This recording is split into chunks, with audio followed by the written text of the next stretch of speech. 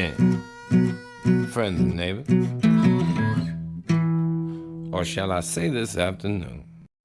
Welcome back to the Broncos franchise on Madden 22. I'm your host, longtime listener. Be sure to drop a like, hit the subscribe button, and comment below. It is week 7. We're coming off a bye week. The Raiders lost to fall to 4-2. The Chiefs are 5-1, so we're still in first place, but not a lot of breathing room, just a half game up on the Chiefs, although we did beat them head-to-head, so that helps. Now, we've got a press conference here that says next man up. I'm not sure what this is, but let's take a look and see what's going on here. So Devontae Williams was seen limping around the facility. Let's challenge Trey Stevenson. So he's going to get +5 with some stuff, and he needs to have 150 yards. But Devontae Williams is going to miss this game. So it's going to be Stevenson and Snell as the backs that are available in this one. We'll see how that goes. But I wonder what kind of bonus he'll get if he's able to meet those goals, whether it's XP related or a dev trait situation. We're going to continue to hang on and wait to see what we'll do with Garrett Bowles. I think ultimately we will end up re-signing him to a 1-year deal, but for right now we're going to continue to stall. Quinn Miners, $5 million a year for 1 year. He's only 25 and he's a star dev trait. I am ready to lock him up for more like 4 years, maybe even 5. So let's make it a 4-year deal. We're going to have to reduce the signing bonus. I think that makes sense. He wanted $5 million a year. I'm totally cool with that. He's a pretty good, offensive guard. I think this is an offer that he's absolutely going to take, and that secures that position for us for the next several years. Boom. So glad we could get that done. DJ Jones, we're going to let walk. We've got a couple of young bucks there at that position now that he's just a depth option for us anyway. And so at 29 years old, 76 overall, normal dev trait, we'll let him go. So let's look a little farther down here. Josie Jewell, I think we will let go. Nick Nelson, we will probably let go. Dillard, he's a good backup for us. I like a really good backup, but that's expensive for a backup. So I think we'll let him go. Kenny Young, he wants 4 years, and he wants $9 million a year. That is not happening. So we've got some guys that we're going to let go, but like Johnson, Stearns will come back. I'll probably re-sign Hawkins to just keep some depth at halfback. Botker, I think it's time to let him go. McManus, we will let go. Browning will probably re-sign for a couple more years as a backup. Hinton, we will probably let go. So we got a bunch of guys that I think we will let go. Let's go ahead and just get this done. Let's get Garrett Bowles locked in for 1 more year, but we're going to do it at a discounted rate. Still, $13 million. In fact, let's even drop that down more, because I think that's very aggressive. He's a pretty good left tackle, but 1 year, $13 million, bet he takes it. Boom. All right. I'm cool with that. And we still have lots of room in the salary cap to where I am not even remotely worried about that right now. All right. So, weekly strategy against the Falcons. They've got Taylor Heineke as their quarterback. They do not run it well, as you can see, but they're throwing for 329 yards a game. So, yeah, I guess we'll focus on stopping the pass. For us, excuse me, We're going to stick with blitz counter. We will try and emphasize the ground game a little bit in this one, but I think if I get Stevenson 150 yards total, he gets that bonus. I don't think it has to be all on the ground. You see, Rajon McMillan is the star dev trait. We've unlocked that, so that's good to know. I would have liked to have seen Superstar, but 75 overall star dev trait as a rookie, he's going to be really good. So not worried really about his production. We're going to go rush for 150, and we're going to stick, let's actually go with sacks. The one thing I don't like about the one that's, stop them to less than 4 yards a carry is if it's a game where we're ahead and they give up on the ground game, it's hard. If they have one run that's like 20 yards, you're probably not going to hit that goal because they're not going to run it enough to give you chances to get that average back down. That almost happened against the Chiefs, but we managed to shut down Edwards-Helaire after a while. All right, we got an upgrade for Kenny Young. And we're going to go... we're going to go pass... Actually, let's go speed rusher. That outside linebacker position in a 3-4, a lot of times they might be blitzing, so we'll stick with that. Get him a little bit more balanced in the process as well. So I think we're ready now to go ahead and sim. We played the Chiefs, then we had a bye.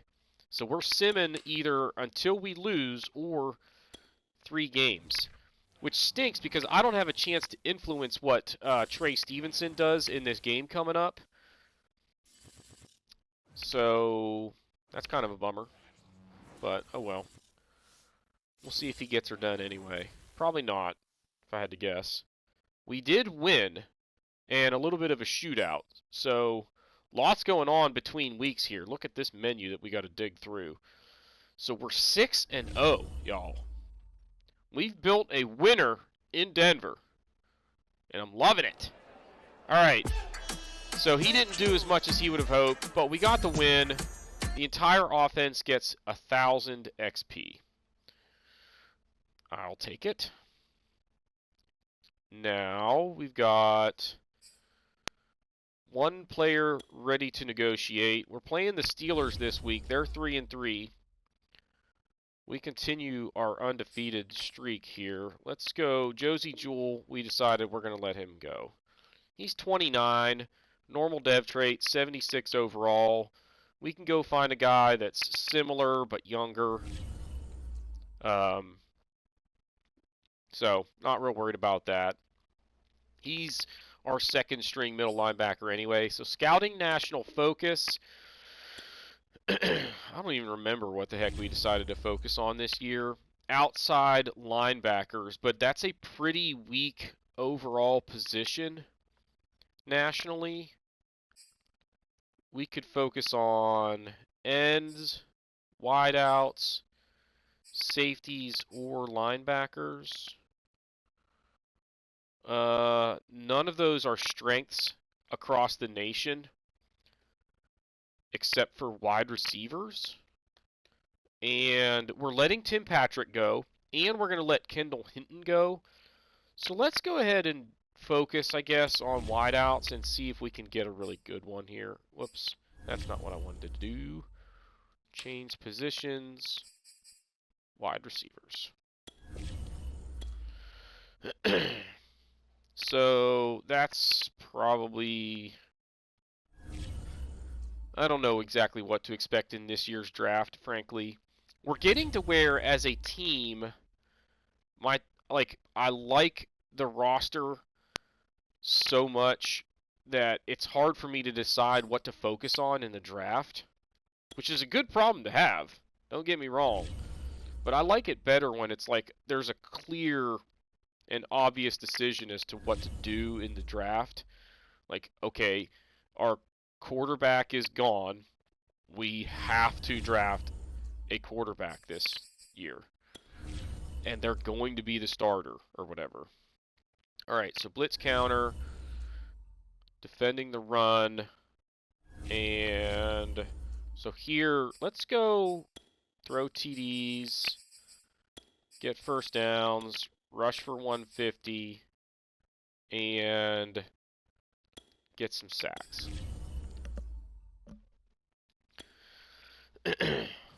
Not sure exactly how long this winning streak can continue, but we've pretty much cemented ourselves as a front runner in the AFC at this point.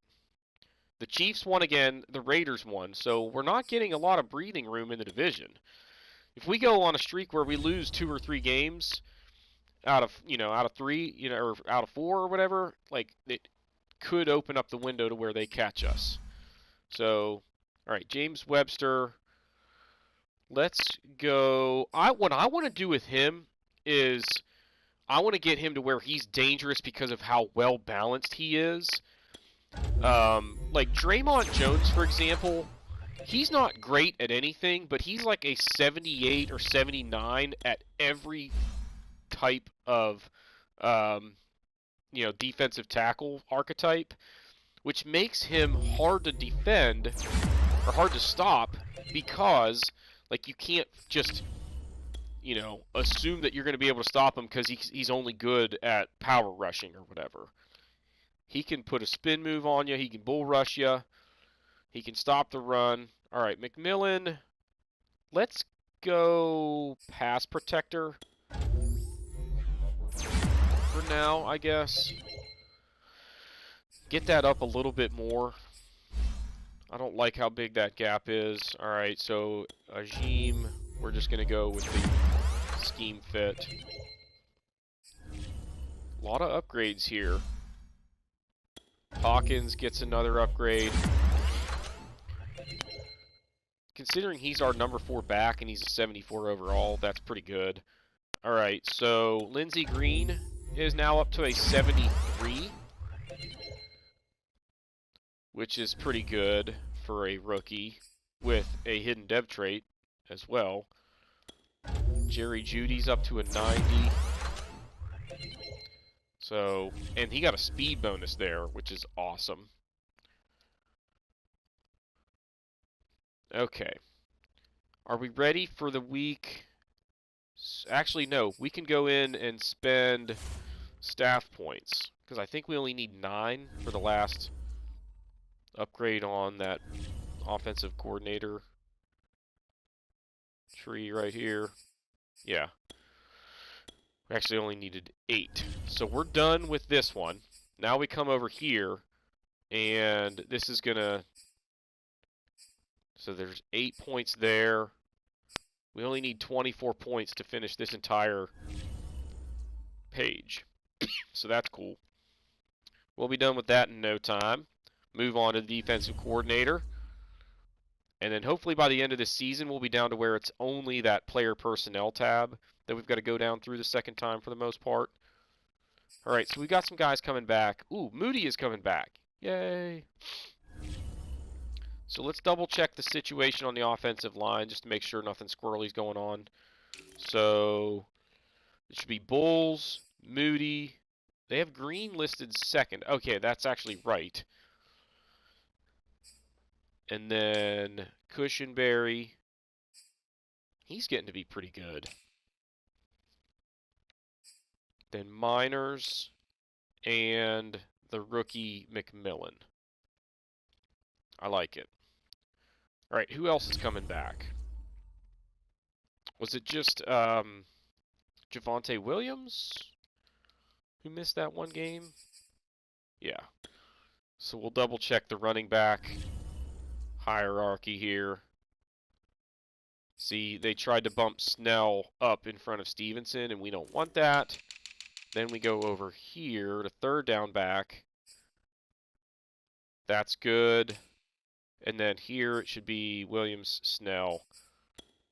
I guess we'll, you know what, though? I don't even want Hawkinson in the top 3. He's not a very good power back anyway. So I might as well just have the better overall back in if that situation were to ever arise. Okay, that's it. Let's go ahead and... Oh, wait, actually, before we do that, two things. We're going to look at the schedule and see what happened in that game. So the Steelers, or the Falcons, managed to put up some points against us. They threw the ball pretty well. No turnovers in this game, and the offensive yards were pretty even, except for the fact that look how many pass yards we put up. Holy smokes. 386 yards for Brett Morris. And Heineke was just absolutely lights out in this one. Only 17 completions, but 274 yards, 3 touchdowns. We sacked him 4 times. That's a pretty big deal. Stevenson wasn't terrible, but he wasn't that great. 16 carries, just 59 yards. He did have a touchdown. What did he do receiving? There's Judy. Look at that day. 180 yards and a touchdown. Nice day for Ridley. Good day for Fant. Marquez Callaway, a 53-yard touchdown catch. Decent day for Tim Patrick. Cook, Sutton. I don't even see. So there's Alberto, 2 catches. I haven't seen Stevenson. 1 catch, 3 yards. Dang it. Defensively, Bradley Chubb led the team in tackles. We had 4 sacks. 2 for Webster, 1.5 for Chubb, and then Draymond Jones got the other half sack. And then a rookie, Thomas Mays, gets 1. And Grady Jarrett gets the other one. There were no interceptions or anything, so that's all we need to see there.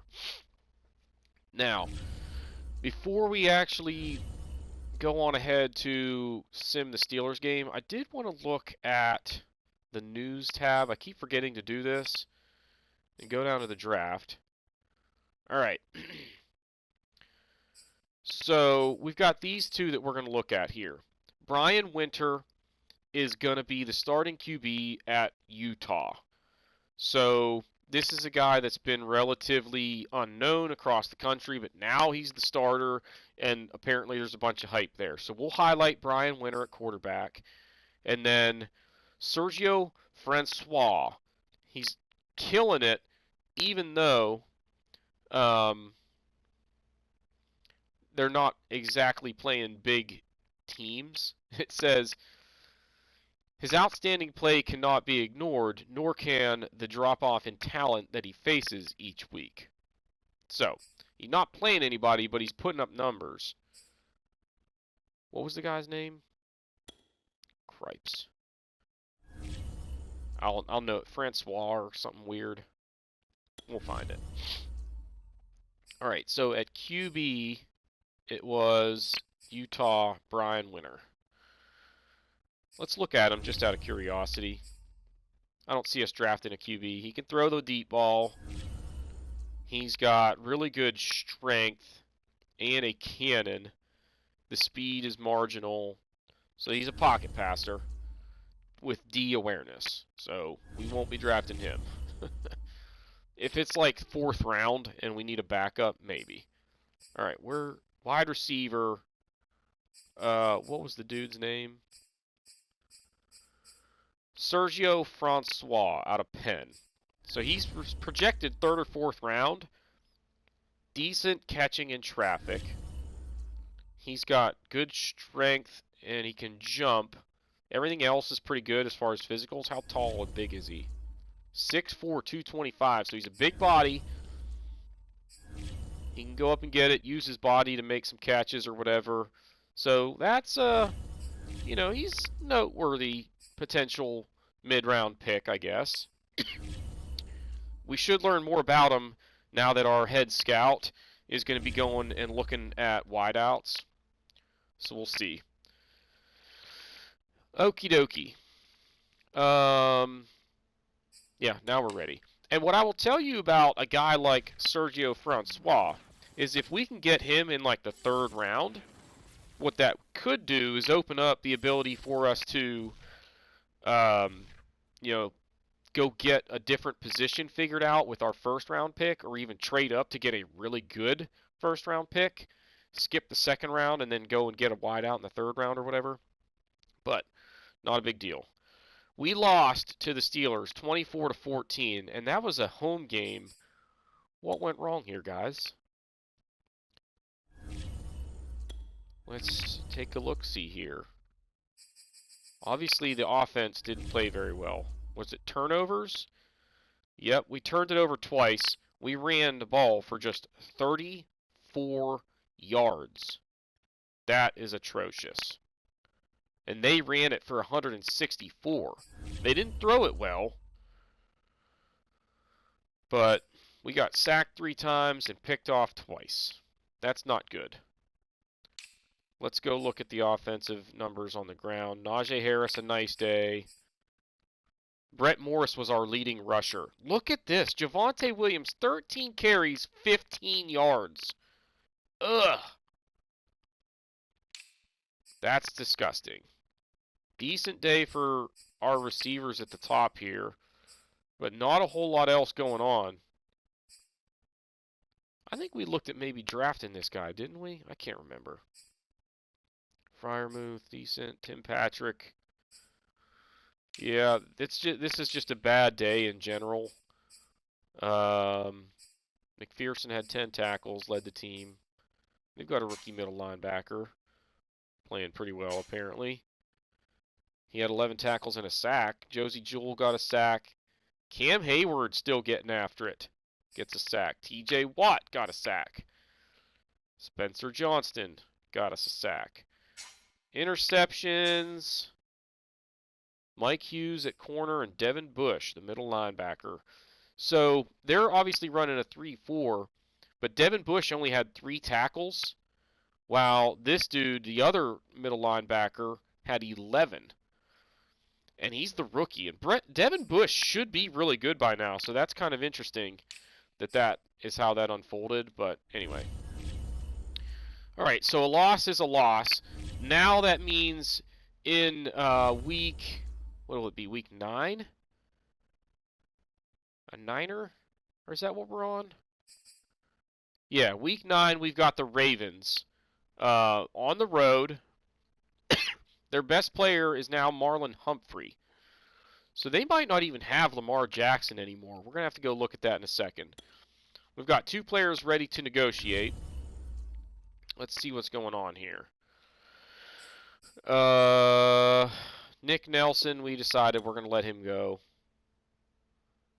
We're okay at corner without him. Same thing with Dillard.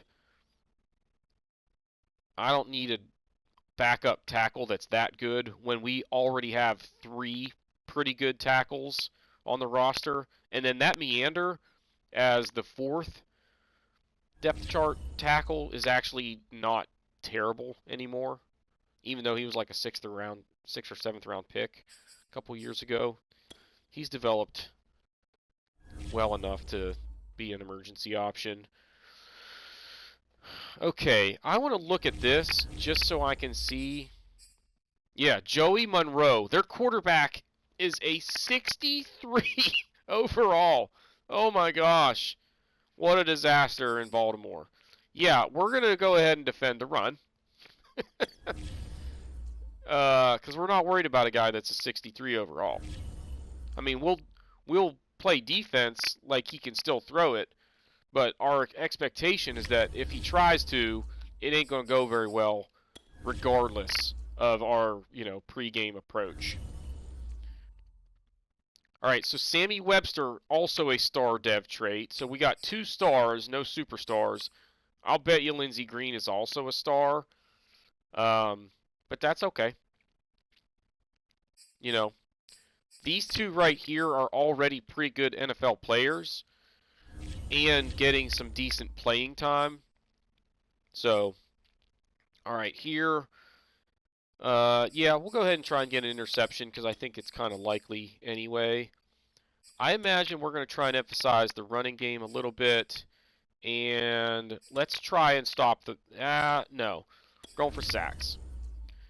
I don't like that stop the run one just because it's sometimes something that you can't control depending on the flow of the game. Alright.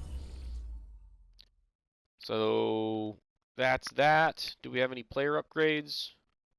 We do. Ooh, Malik Reed. Haven't heard that name in a while. I don't really think it matters what we do for his upgrade because he's not getting a lot of playing time anymore, I don't think. Nolan Bennett, same situation. He's not playing, so it doesn't matter. Nate Herbig, backup guard. Just go with power. And Spencer Johnston getting an upgrade. He hasn't turned into the monster that I kind of hoped he would be, but he's only 24, so I rarely see defensive tackles like turn into beasts in franchises that I do.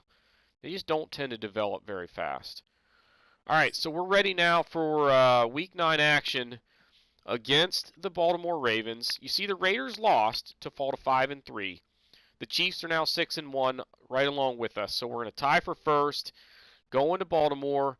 And if you look at the Baltimore offense, they are really good minus the situation at quarterback. So they've got some weapons. We're going to have to just go out there and execute, and I think we can beat this team, but let's see how things go. And here we are in Baltimore. It's the 4-4 Ravens hosting the 6-1 Denver Broncos, playing very good football early on in the season. So far in first place in the AFC West, and they are going to kick off to start things off. It's a pooch taken at the 15-yard line and brought all the way out to the 32, so not sure exactly what Denver had in mind on that one. And Baltimore going to take over with pretty decent starting field position, but it's Joey Monroe at the helm as Lamar Jackson out of the ball game with an injury in this one. You see his numbers so far this season, 17 of 30, just 145 yards, no interceptions, and 1 touchdown. Starting things off, though, 3rd and 6. That was a dangerous pass, almost picked off. It's going to be incomplete, and they'll go 3 and out. So it's going to be Corey Bryant back to return. He's going to have this one to the 25-yard line, where Denver will take over for their first possession. As we'll get a look at the numbers for Brett Morris now through 7 games this season. He's got 6 interceptions, 13 touchdowns. Not the worst ratio, but want to see those interceptions kind of come into check. And he's got 1,787 yards through the air so far this year. They're going to keep it on the ground to start things off. Devontae Williams, a gain of 10, out to the 36, 1st and 10. They go play action. Actually, no, they give it to Trey Stevenson, and he's got the edge across midfield to the 46-yard line, a gain of 18, and a good start for Denver with back-to-back nice runs. Now they're going to go play action, and it's Alec Ingold wide open out the flat, runs over a tackler, and takes it down to the 32-yard line, a gain of 14, and Denver just roaring right down the field here. Now 1st and 10 from the 19 is Jerry Jeudy. He's got it down to the 4, makes it 1st and goal. Morris 4 for 4, 42 yards at that point. Now 3rd and goal, and he's going to find Cortland Sutton in the end zone for the touchdown. Denver right down the field, able to put up 7 as they go 72 yards in just 9 plays. Took them about 5 minutes to do so, and they've got the early lead in this one. So now it's going to be Baltimore's try. They're going to go up the middle here with Townsend, a gain of 8 and a 1st down at the 48-yard line. Now 3rd down and 4, and it's going to be Monroe running for it. He is going to have the 1st down and then some. Takes a hit, but he's got it down to the 32-yard line, and it's going to be 1st down for Baltimore. Now 3rd and 8 from the 29. He's going to take a shot down the field, but nice coverage by Ojemudia, able to break that one up, and Baltimore has to settle for the field goal. The kick is good, and they are on the board. It is now 7-3. Denver out in front. Ensuing possession, 2nd and 5 from the 30. They go up the middle with Devontae Williams, a gain of 11 there, and another 1st down. Now 1st and 10 from the 41. It's down the middle. He's going to hit Daquan Burgess across midfield to the 43-yard line, a gain of 16. Morris 8 for 8 at that point. Now 3rd down and 6. Swings it outside to Stevenson. He is going to be tackled just short of the 1st down here, and at the 34-yard line, kind of decision time. It's either a long field goal or a 4th down try. They're going to go for it on 4th down. Devontae Williams has it, and it's going to be 1st and 10 from the 29. Now 2nd and 10 at the 15. Morris going to roll out here looking for somebody to throw it to.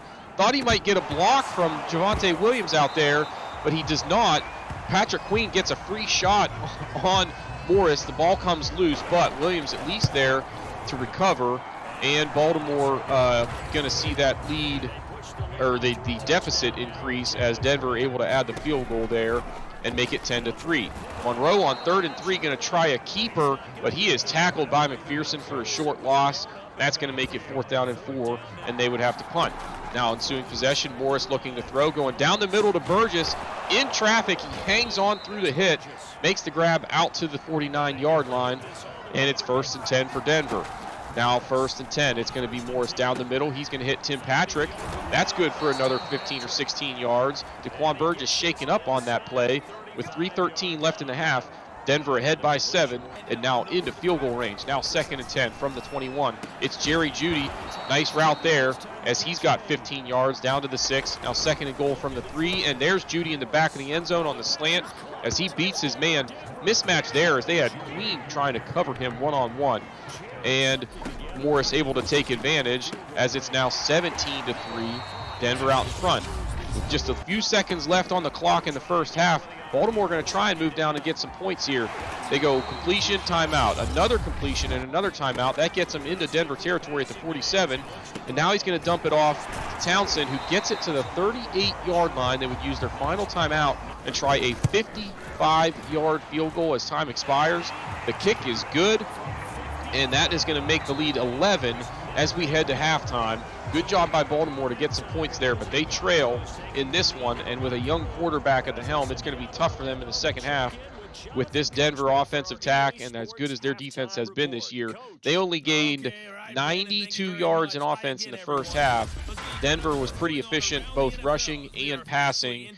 And now we'll take a look at some scores around the league. We're going to start in Detroit, as it's the Lions and the Vikings, with Minnesota out in front in that one. They lead 21-7. The Lions have come back from 1-3 to get it to 4-4, but they're in trouble there in that NFC North matchup. Then it's to the nation's capital, where Josh Rosen and the Washington football team getting smoked by Dallas. It is 21-3 with the Cowboys out in front there. Now in Philadelphia, it's going to be the Eagles and the Giants, an NFC East matchup, and it's the Giants out in front 21-14. They come into this one 0-8 on the season. Daniel Jones having a nice first half in that one. Second play of the second half, it's 2nd down and 3. There's Jerry Jeudy on play action. He comes all the way across the field. Nice running throw by Brett Morris. Now 18 for 20 on the day. And then they're going to give it to Devontae Williams. He's going to run to the outside. He's got a first down, a pickup of 13. Makes it 1st and 10 at the 31. Now 3rd and 6 from the 15. Morris looking to throw. Complete to Noah Fant, but he's tackled short of the first down. Injury on the play. It's 4th and 6. And Denver going to have to settle for a field goal. So the lead goes back to 14 as it's now 20-6 here partway through the third quarter. Now 3rd and 12 on the ensuing drive. It's Corey Bryant one-on-one against Bateman, and he just gets smoked on the go route. It's an easy pitch and catch, and then a long run for the touchdown. A big play there as Bateman makes the grab and gets Baltimore back to within one score. Nice throw there on the deep ball. Now on the ensuing possession, it's Albert O going to take this one out to the 43-yard line as Brett Morris continues to be extremely efficient throwing the football. Now 3rd and 2. That's complete to Courtland Sutton down to the 38-yard line. Morris 22 for 24 at that point. Now 3rd down and 6. Looking to throw. Goes down the middle for Stevenson, but can't hang on through the contact.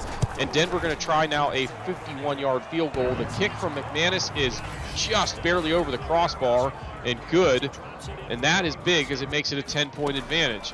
Now, 3rd down and 1. It looked like Monroe could have easily run for the first down. Kind of just maybe scared of Draymond Jones getting his hands on him. And instead, he's going to be tackled just short of the first down by Will McPherson. And Baltimore not going to take the chance. They are going to punt it away. Corey Bryant, no return on the punt. They are going to start 1st and 10 from the 18-yard line. 2.5 minutes to go in the third quarter. They've already got a 10-point lead. There's Noah Fant coming across the field, makes the grab, and he's got it out to the 31-yard line. Now 1st and 10 from the 31. They're going play action. Morris rolling right. He's going to throw it down the field. Almost had that pass batted down near the line of scrimmage, but instead it's complete to Jerry Jeudy, and he's across midfield down to the 44-yard line. He's having a nice day through the air. Next play, though, he did not see Patrick Queen. That pass picked off, and that is huge as Baltimore is back in this thing, as Denver was threatening to get back into field goal range there, and instead it's going to be a Baltimore football. 3rd and 9 now from the 43. Monroe going to run with it. He slides down just shy of the first down. It's at the 36-yard line, 4th and 2. They're going to try the long field goal here. The kick has plenty of length, but it is just wide of the upright. No good. Denver is going to get excellent field position here, starting at the 43-yard line. Already a 10-point lead. Now inside 9.5 minutes in the fourth quarter, and it's going to be Noah Fant makes the catch on 3rd down, converts, and it's going to give him a new set of downs at the 30-yard line. Now 2nd and 10. Morris looking to throw. It's Jerry Jeudy again. He's got 21 yards down to the 9-yard line, and it's 1st and goal. Now 2nd and goal from the 10, and there he is again. Jerry Jeudy having a huge day receiving for the Broncos. That is now his 2nd touchdown grab of the afternoon, and that one kind of puts this one out of reach. Denver would go on to win 40-20, doubling up the Ravens. You see there, they pretty much outdid them in every facet except for that one turnover on the interception by Patrick Queen. Take a look at the individual stats, as Brett Morris had a great day outside of that interception. He was 28 for 36, 294 yards and 3 touchdowns.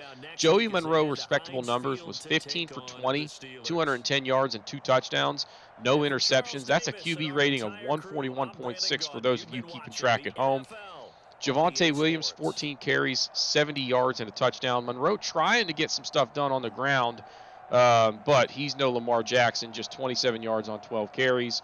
Trey Stevenson, 11 carries for 77 yards. J.K. Dobbins never really had a chance to get into this with just 9 carries, but he did have 42 yards. 8 catches, 124 yards, and 2 touchdowns for Jerry Jeudy. Noah Fant, 7 grabs for 45. Rashad Bateman, 118 yards on 5 catches and a touchdown, but a lot of them coming on that go route where he beat Corey Bryant. Cortland Sutton, just 3 catches for 20 yards, but he did have a touchdown peppered in there. Ingold, a couple of grabs. Mark Andrews, just 2 catches, but he had 46 yards. Daquan Burgess was doing well, and they was getting involved early in this one before he left the game with an injury. He ended up with 2 catches, 38 yards on the day. Defensively, the leading tackler for both sides was Deshaun Elliott. The free safety for Baltimore had 16 tackles, including 2 for a loss. Will McPherson had 10 tackles with 1 for a loss. We look at the sacks, just 1 for DJ Jones and 1 for James Webster. No sacks for Baltimore this afternoon. And then Patrick Queen, the lone interception. Brandon McManus, 4 field goals, including a 51-yarder. Also had 4 extra points. Quinn Norden, the fourth-year kicker out of Michigan, 2 for 3, including a 55-yarder and a couple of extra points. And then Brett Sherman, the 3 punts, an average of 43 yards. Denver never had to punt, as they are going to win this one 40-20 here in Baltimore. All right, so post-game upgrade to Devontae Williams, which is good. He's going to be up to a 92 overall as a power back archetype, and he's pretty balanced in regard of, well, at least as a elusive back, he's still pretty up there, pretty high up there at 87. The receiving 74 is decent, and actually probably, well above league average, but he's got a little bit of room to improve there, but I'm not real worried about it because that's not what we use him for. That's basically the role that Trey Stevenson kind of fills for us and will continue to do for the foreseeable future. So it's another victory. We get to 7-1 on the season, and we've got 25 staff points to spend. So another nice little surge of points to spend on that front. Let's get in here and spend them. I think we are going down this side here. So 8 there, 8 there, and 8 there, and we're done on this page. So next up is the defensive coordinator. So we're going to need 24 points to clear this side, and then 8, 16, 32 to clear this side. So we should get that done hopefully by the end of the regular season this year, which is pretty good, I guess. It doesn't really matter that much ultimately, though, because I think at this point we don't necessarily need those perks. They just kind of help. We're 7-1. Things are going well. We do have one injury. I think this is going to be Burgess. Yeah, pulled groin. He's going to miss 4 weeks, which kind of sucks because we just started trying to get him involved, and he was actually performing. You know, he made a nice catch down the middle on that post in traffic, took a hit, and held on. And that's a good sign because that's kind of the ball, the type of pass that we want to be using him for is the stuff downfield where he's going to have to, use his body to make catches, basically use his size, and kind of get balls that aren't necessarily the easy open grabs that you see from a typical slot guy. So anyway, all right. So we've got one player ready to negotiate, and then we go on the road to take on the Raiders. Actually, you know what? Let's hang on and do this stuff in the next episode. We've covered 3 games now in this one. What I actually want to do at this point, we're going into week 10. We've played 8 of our 17 regular season games. Let's take a look around the league at standings. Actually, let's go back and start with standings. Then we'll go in and look at stats and team rankings as sort of a halfway through the season recap. We've got the best record. Why are the Cowboys ahead of these folks here? That's kind of weird. But whatever.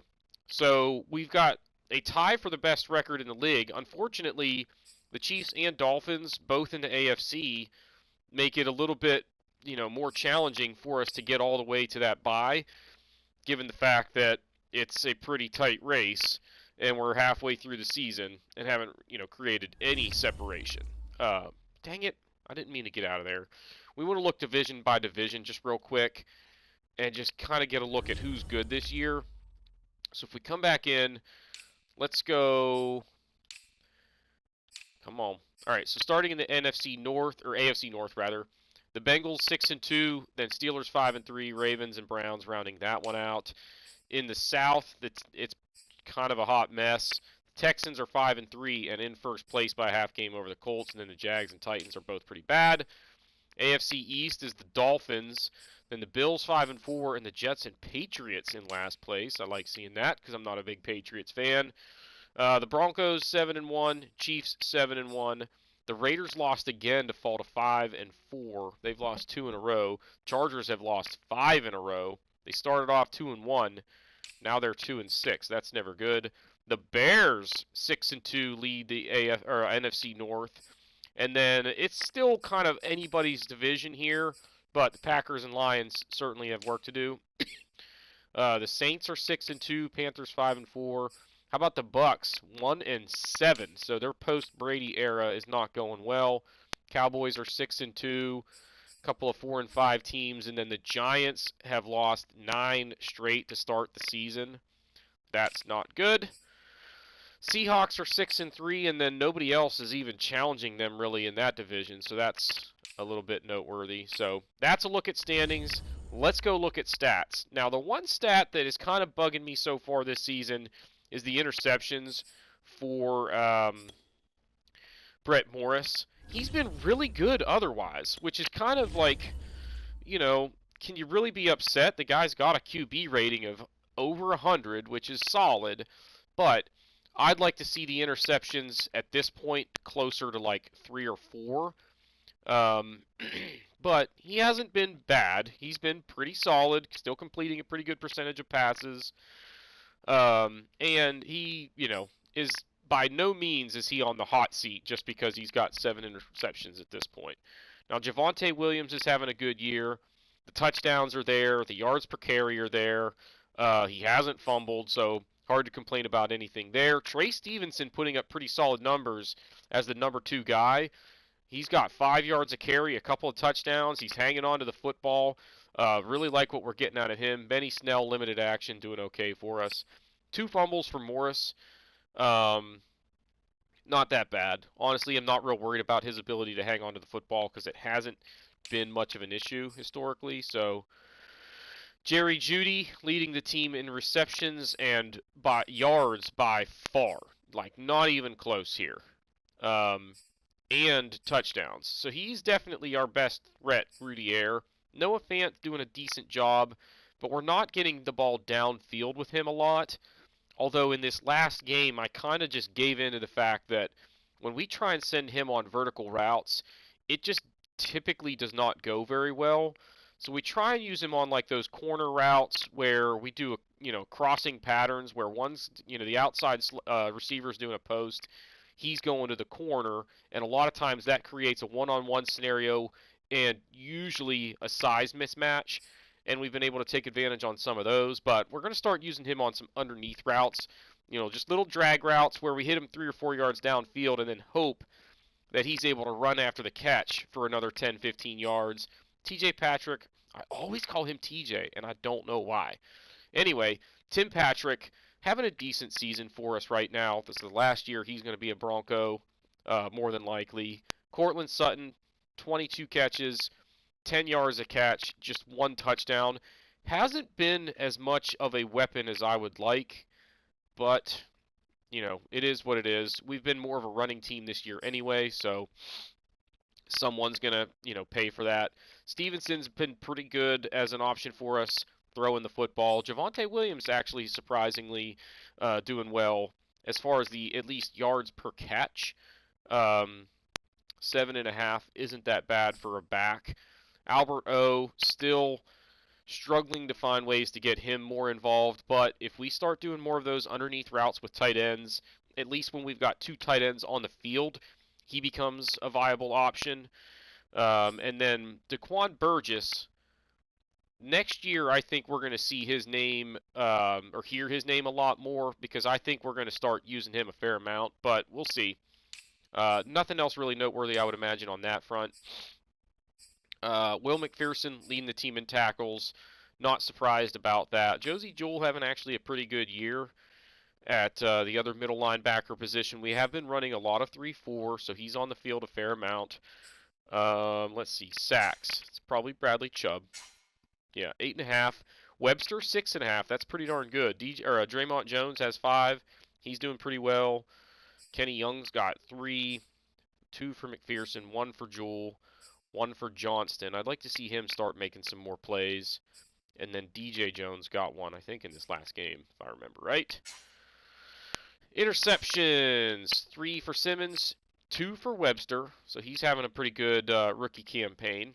And then Jewell and Bryant got 1, although he got smoked when he got in isolation.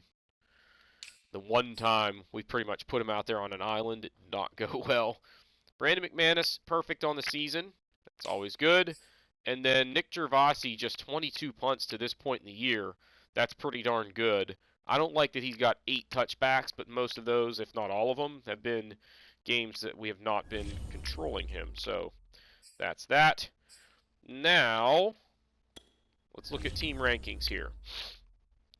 So if we look at yards gained, let's just see where we are. We're probably toward the bottom. So let's reverse this and look from the bottom up, because we're probably pretty low, but that's okay. Yeah, we're toward the bottom of the league, but honestly, I don't even care too much about these numbers. We're still kind of toward the bottom of the league in passing. As far as rushing, we should be toward the top. Yeah, we're like top 10, which is pretty solid. But this is the number I care about. Points per game, 28.6, I think it said we had, is actually pretty solid and puts us near the top 10 in that category. So I'm not real worried about our offensive production. This is the stat where I think we are very impressive. Our defense has been awesome. We've got the best total yards allowed by over 250 yards. We've got the best pass defense in the league and the 3rd best run defense in the league in terms of yards allowed. Points. Look at that freaking number. That is like less than 15 points a game if my rough math is correct. Yeah. So we played 8 games. 15 points a game would be 120 points, and we're not even to that. So that is like fantastic. When you consider that we're scoring 28 points a game, and giving up less than 15, it's going to be more than likely that we're going to be winning football games. This is probably a big part of it right here. We're second in the league in sacks. I think we're doing pretty well in interceptions. Where are we? 7. That puts us near the top. I mean, the league lead is 9. No, holy moly, 12. But we're toward the top in that category. But the bottom line is we're not giving up a lot of points. I don't care about conversion percentage, and I don't even necessarily care about red zone efficiency. I mean, it is important, but I think some of it gets skewed in scenarios where, like, at the end of the game, you down the ball instead of trying to score or whatever. So that percentage is not a big deal. This is the number I care about. How many times have we gotten into the red zone and we're top, let's see, we're tied for 5th in that category. That is good. Defensive attempts, we're first. And again, it's not even really that close. And if we look at defensive percentage, we're actually doing pretty well. So 18 trips into the red zone have resulted in just 10 touchdowns and 3 field goals. So 5 out of the 18 times, they didn't get any points, which is pretty darn good. That's, what, 25% of the time, right? Or better. Because 5 out of 20 would be 25%. So, anyway, we're doing very well in this category, and across the board, our team is playing very well. We're actually not first in the league in penalties, but it's because we've simulated most of the games so far this year because we keep winning even when I'm not controlling the team, which is awesome because basically the more that can happen, the more we can kind of continue to just zip through the franchise series and get deeper into the run and see some of these draft picks develop and, become really good players and, see some of our veterans kind of start to age and dip off. What I don't like the farther you get into these is sometimes when I'm trying to do commentary, it gets really hard because I don't know the roster very well after trades and free agent moves and new rookies coming into the league. Like, I see number 17 on the Packers, and I'm thinking Devontae Adams, but it's not Devontae Adams. And I have no idea what team Devontae Adams plays for, kind of thing. But anyway, that is going to do it for this episode. If you have not done so already, please be sure to hit the like button, hit the subscribe button, comment below, and we will see y'all next time.